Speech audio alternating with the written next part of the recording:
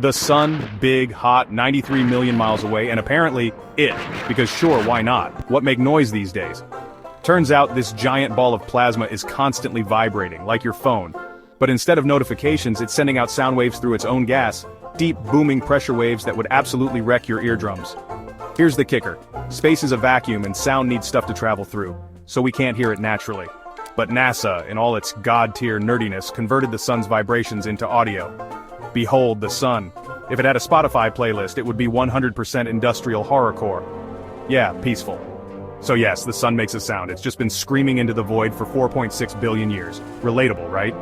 Follow for more cosmic yelling. You know you want to. Next episode, how loud is a black hole? Spoiler, louder than your neighbor's leaf blower.